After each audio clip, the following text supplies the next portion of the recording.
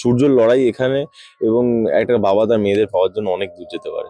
হয়তো আমি বাবা নই, কিন্তু একটা ফিলিং চলে আসে আমার, না মানে ওই হয়তো এক্সপ্রেসটা কম, মানে আমার ইনার ইমোশনটা হয়তো বেশি।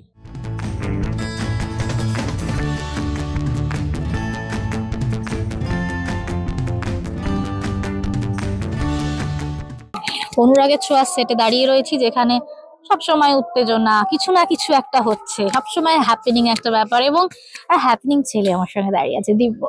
এই জাস্ট এলি, এসেই ইন্টারভিউ দিতে হচ্ছে, ব্যাপারটা কেমন, মানে মজার নাকি? আমি লাকি, তাই ইন্টারভিউ দিতে হচ্ছে। ওকে ওকে, বেশ অনেক কিছু যেমন শুরু করলাম যে অনুরাগের ছোঁয়াতে সবসময় হ্যাপেনিং, কিছু না কিছু একটা হচ্ছে। যে ট্র্যাকটা চলছে সেখানে আমরা দেখতে পাচ্ছি যে মানে মোটামুটি বোঝা যাচ্ছে বা জানা যাচ্ছে যে দীপা মেয়েদের কাস্টাডি পেয়ে যাবে, বা কতটা আপসেট সূর্য? সূর্য তো খুব আপসেট হবে, সেটাই স্বাভাবিক ব্যাপার, কারণ দীপা সূর্যকে ভুল বুঝে সরে গেছে। এবং সূর্যের একটাই কথা যে আমরা যদি থাকি, আমরা চারজন একসাথে থাকবো, বাট তুমি যদি টাকাটা পেয়ে যাও, যদি কাস্টাডি পেয়ে যাও, তুমি মেয়েদের আমার থেকে দূরে সরিয়ে নিয়ে যাবে। তুমি চাও মেয়েদের নিয়ে থাকতে, বাট আমি চাই তোমাকে আর মেয়েদের নিয়ে থাকতে। সূর্যর লড়াই এখানে, এবং একটা বাবা তার মেয়েদের পাওয়ার জন্য অনেক দূর যেতে পারে। তুই যেটা বারবার বলিস যে সোনা রূপা তোর কাছে এমন একটা ফিলিং, মানে ওরা দুজন একটা, হ্যাঁ ওটা ফিলিং চলে এসেছে ওদের উপর, মানে ওটা সত্যি ফিলিংটা চলে এসেছে, দেখতে পাই মানে। হ্যাঁ ওটা হয়ে যায়, মানে হয়ে যায় ওটা আমি বোঝাতে পারবো না। হয়তো আমি বাবা নই, কিন্তু একটা ফিলিং চলে আসে একটু। বেসিক্যালি খুব ইমোশনাল, হ্যাঁ সেজন্য আরো ইমোশনাল বেশি। তো আছে অ্যাকচুয়ালি, মানে আমার, না মানে ওই হয়তো এক্সপ্রেসটা কম, মানে আমার ইনার ইমোশনটা হয়তো বেশি, সেটা হয়তো আমি ব্যক্ত করি না সবসময়, বাট ইনার ইমোশনটা অনেক বেশি বোঝা যায়, কারণ ইন জেনারেলি কানেকশন হয়, কিন্তু ও যেভাবে কানেক্ট করে বাচ্চাগুলোর সঙ্গে সেভাবে ওদের সাথে একটা আছে, হয়ে গেছে, ওটা একটা ব্যাপার একটা আছে, হয়ে একটা গেছে। ব্যাপার আছে। বেশ, তো দীপা উইন করবে। সূর্য দীপার মানে সূর্যের দুটো দিক চলছে বোধহয়, মানে যেমন জিতে গেলে খুশিও হবে, আবার প্লাস জিতে যাওয়ার কারণে জিতে গেলে খুশি হবে না সূর্য।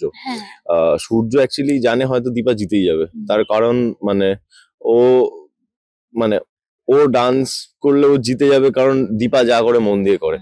বাট সূর্য কখনোই চাইবে না ও জিতুক, জিতলেও তো টাকাটা জোগাড় করে মেয়েদেরকে নিয়ে চলে যাবে না। হ্যাঁ, কিন্তু দীপার হেরে যাওয়াটাও তো সূর্য নিশ্চয়ই দেখতে চাইবে না।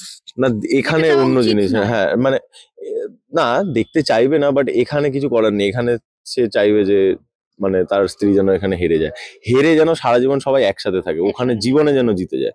সূর্য চায় দীপা যাতে কম্পিটিশনটা হেরে জীবনে আমরা সবাই যেন একসাথে জিতে যাই।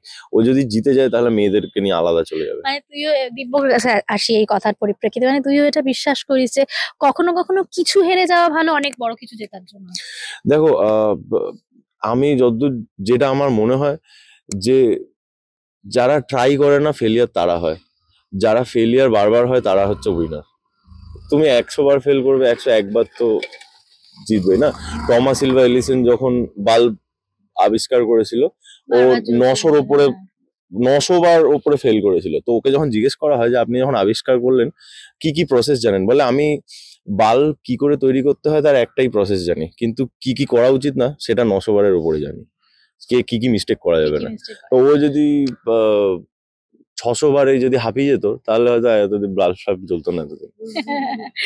দর্শকরা কিন্তু একটা ব্যাপারে সূর্যের উপর সিম্প্যাথেটিক, আবার একটা ব্যাপারে খুব রেগেও যায় যে মিশকার বদমাইশি গুলো সূর্য বুঝেও বোঝে না। তার কারণ হচ্ছে সূর্যর মা তো সূর্যর হাত পা বেঁধে রেখেছে।